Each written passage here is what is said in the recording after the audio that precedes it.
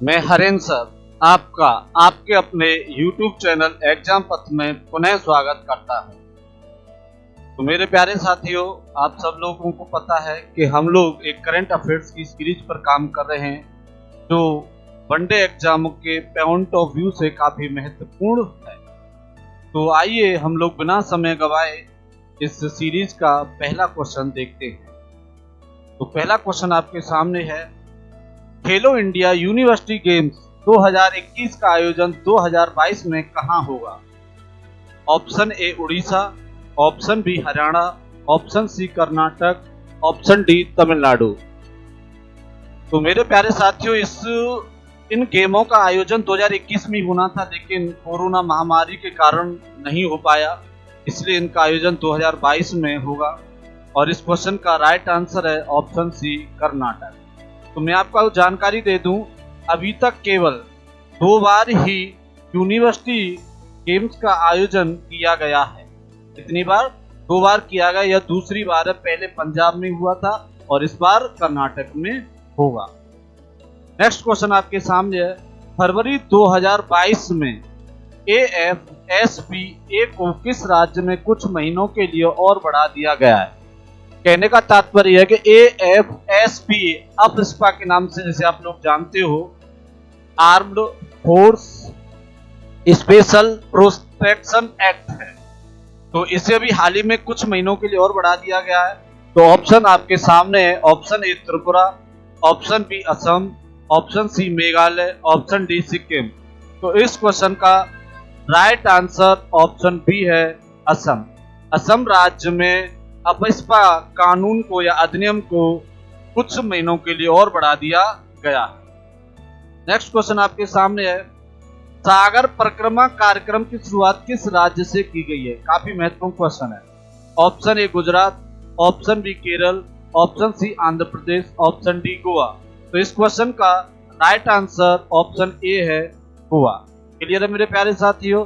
तो जो सागर परिक्रमा कार्यक्रम है, इसके तहत जैसे मत्स्य पालन है उस पर ध्यान दिया जा रहा है, जो तट हैं वहां पर जो मत्स्य पालन किया जाता है उनको सुविधानुसार किया जा रहा है।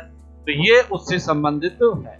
नेक्स्ट क्वेश्चन आपके सामने है, अंतरराष्ट्रीय दूरसंचार संघ पहली बार किस मेजबान देश में दक्षिणी एशिया में पहला ऑफिस खोल रहा है? तो जो पहला ऑफिस खोल रहा है अंतरराष्ट्रीय दूरसंचार संघ, तो ऑप्शन है, ऑप्शन ए चीन, option B Bharat, option C Indonesia, option D Bangladesh. तो इस क्वेश्चन का राइट आंसर ऑप्शन बी है भारत। हमारे भारत में ही अंतरराष्ट्रीय दूरसंचार संघ पहला ऐसा ये मेजबान देश है दक्षिण एशिया का जिसमें यह अपना ऑफिस खोल रहा है। नेक्स्ट क्वेश्चन आपके सामने है, फरवरी 2022 में भारत ने किस देश के साथ धर्म गॉर्जियन संयुक्त सैन्य अभ्यास प्रारंभ किया है? Option A Japan, option B America, option B रूस, option C America, option D Britain.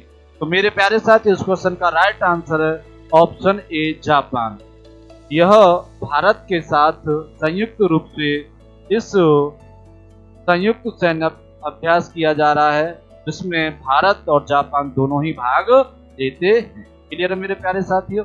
Next question आपके सामने है, फरवरी 2022 में भारत ने ईस्टर्न ब्रिज 6 संयुक्त सैन्य अभ्यास किस देश के साथ किया है?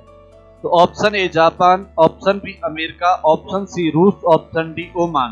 तो इस क्वेश्चन का राइट आंसर है D, option D Oman. Clear है मेरे प्यारे साथियों? ऑप्शन डी इस क्वेश्चन का राइट आंसर है।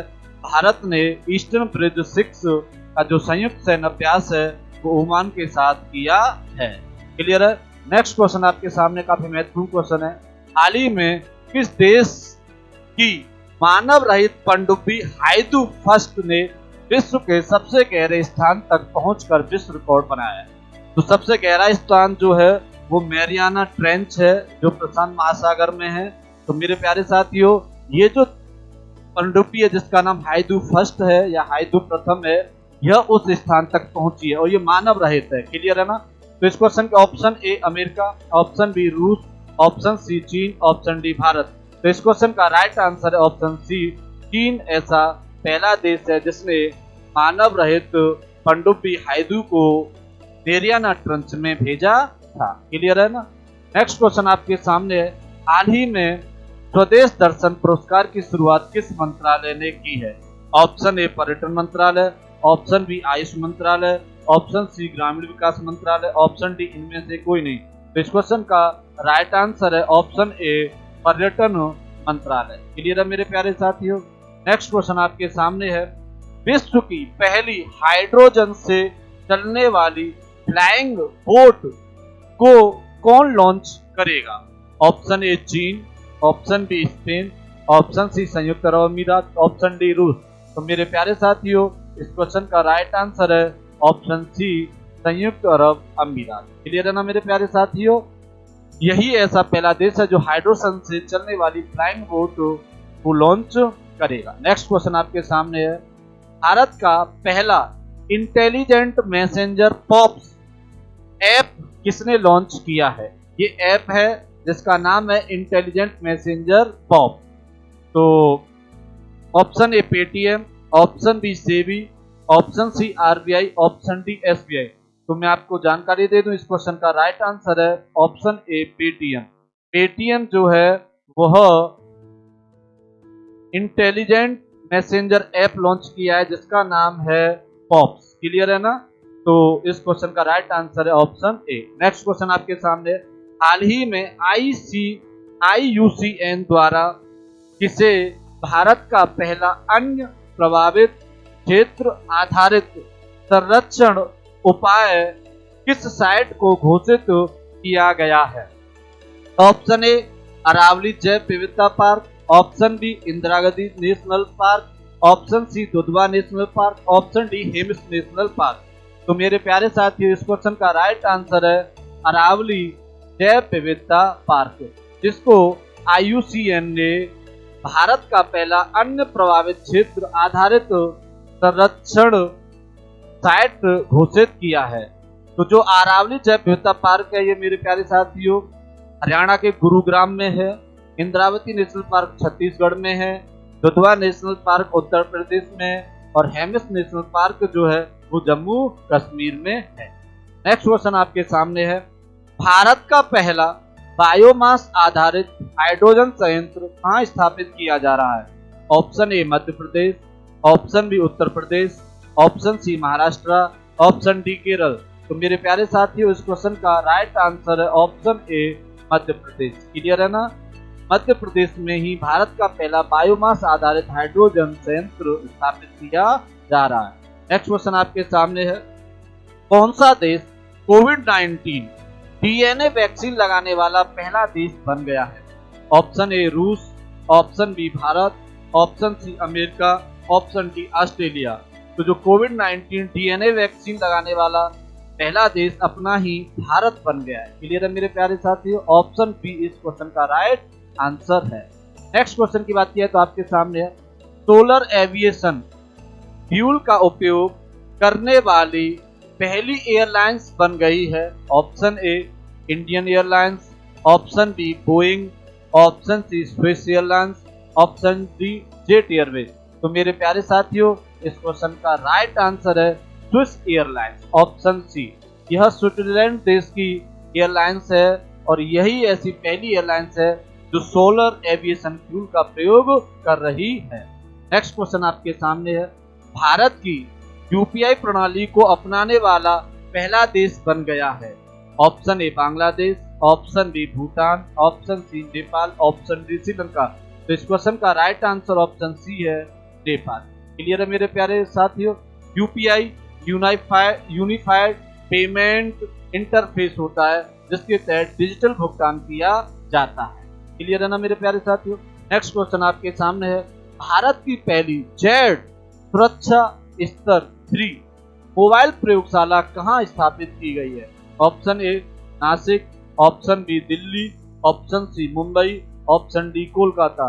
तो इस क्वेश्चन का राइट आंसर है ऑप्शन ए नासिक। महाराष्ट्र के नासिक में पहली जेड सुरक्षा स्तर 3 मोबाइल प्रयोगशाला की स्थापना की गई है। नेक्स्ट क्वेश्चन आपके सामने है, भारत का पहला स्मार्ट मैनेजर ईवी, टीवी नहीं, सॉरी गलती है ये टाइपिंग की, EV electronic vehicle. EV charging station कहाँ खोला गया है? Option A Delhi, option B Gurugram, option C Chandigarh, option D Jaipur. इस क्वेश्चन का राइट आंसर है ऑप्शन ए दिल्ली। क्लियर है मेरे प्यारे साथियों? तो मैं आपको जानकारी दे दूं, जो पहला smart manager EV charging station है वो तो दिल्ली में, जो सबसे बड़ा ईवी चार्जिंग स्टेशन है वो गुरुग्राम में, और जो सबसे पहले ही ईवी चार्जिंग स्टेशन खोला गया था वो भी दिल्ली में ही खोला गया था। नेक्स्ट क्वेश्चन आपके सामने है, सड़क पर रहने वाले जानवरों के लिए पहली एम्बुलेंस किस राज्य ने प्रारंभ की है? Option A Maharashtra, option B Kerala, option C Tamil Nadu, option D Karnataka. तो इस क्वेश्चन का राइट आंसर है option C Tamil Nadu.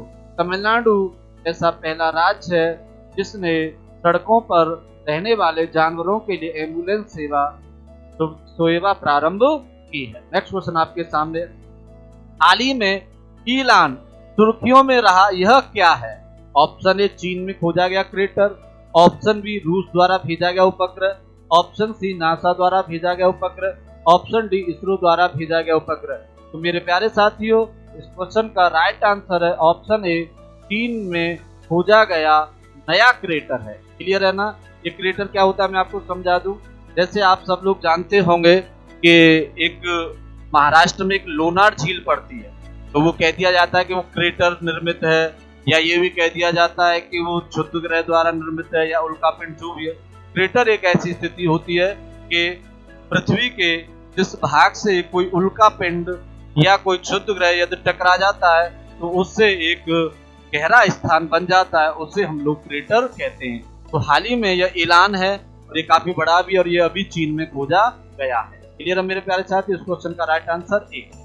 Next question आपके सामने, विश्व वन्य जीव दिवस कब मनाया जाता है? Option A 3 March, option B 4 March, option C 5 March, option D 6 March. इस क्वेश्चन का राइट आंसर है ऑप्शन ए 3 मार्च। क्लियर है मेरे प्यारे साथियों? ऑप्शन ए 3 मार्च। 3 मार्च को विश्व वन्य जीव दिवस मनाया जाता है। नेक्स्ट क्वेश्चन आपके सामने है, मार्च 2022 में किस देश द्वारा थर्मोवेरिक या वैक्यूम बम का प्रयोग किया गया? ऑप्शन ए चीन, option B America, option C रूस, ऑप्शन डी भारत। तो इस क्वेश्चन का राइट आंसर है ऑप्शन सी रूस। तो आप सब लोग जानते हैं कि इस समय रूस और यूक्रेन के मध्य युद्ध चल रहा है, और इसमें रूस ने घातक हथियार थर्मोवेरिक या वैक्यूम बम का प्रयोग किया है। ये किस प्रकार काम करती है? जब यह बम छोड़ी जाती है तो यहाँ पर क्या होता है कि वहां पर जो ऑक्सीजन होता है उसको ये सक्यूम कर लेती है, और बहुत उच्च लेवल पर यह टेम्परेचर या तापमान उत्सर्जित करती है, जिससे लोग भाप के रूप में भी परिवर्तित हो जाते हैं। क्लियर है ना? तो क्वेश्चन ऐसे भी बन सकता है कि थर्मोवेरिक बम क्या करती है? तो ऑप्शन आ सकता है कि ये ऑक्सीजन को सकम कर लेती है, ऑक्सीजन को एब्जॉर्ब कर लेती है, तो वो भी इसका राइट आंसर रहेगा। तो इस क्वेश्चन का right answer option C.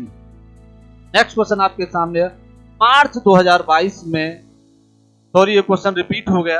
Next question देखते हैं हम लोग, हाल ही में कूनो पालपुर नेशनल पार्क चर्चा में रहा किस राज्य में स्थित है? काफी महत्वपूर्ण क्वेश्चन है। Option A Uttar Pradesh, option B Chhattisgarh, option C Jharkhand, option D Madhya Pradesh. तो इस क्वेश्चन का राइट आंसर ऑप्शन डी है मध्य प्रदेश। तो मैं आपको जानकारी दे दूं, यह हाल ही में चर्चा में क्यों है? क्योंकि यदि आपको जानकारी हो तो जो चीता हैं वो भारत में नहीं पाए जाते। हाँ, चीता, टाइगर की बात, सॉरी लायन की बात नहीं कर रहा हूँ, टाइगर की बात कर रहा हूँ। तो भारत में लगभग 1952 के बाद ही चीता की जो देखने की प्रवृत्ति वो बहुत कम है, मिलती नहीं ऐसे मानो। लेकिन अभी क्या हुआ है कि कूनो पालपुर नेशनल पार्क और नामीबिया के मध्य एक समझौता हुआ है कि हम लोग नामीबिया देश से चीता ला रहे हैं। तो जो कूनो पालपुर नेशनल पार्क है, इसके जो कर्मचारी होते हैं उनको नामीबिया में प्रशिक्षण देने के लिए भी भेजा है। तो यह इसलिए चर्चा में क्योंकि नामीबिया से चीता लाए जा रहे हैं, जो मध्य प्रदेश के कूनो पालपुर नेशनल पार्क में लाए जाएंगे। क्लियर है मेरे प्यारे साथियों? नेक्स्ट क्वेश्चन आपके सामने है, हाल ही में होप आइलैंड चर्चा में रहा या किस राज्य से संबंधित है? काफी महत्वपूर्ण क्वेश्चन है। Option A Kerala, option B Andhra Pradesh, option C Tamil Nadu, option D Karnataka. तो इस क्वेश्चन का राइट आंसर है ऑप्शन बी आंध्र प्रदेश। तो आंध्र प्रदेश से ही संबंधित है होप आइलैंड। मैं आपको जानकारी दे दूं कि आंध्र प्रदेश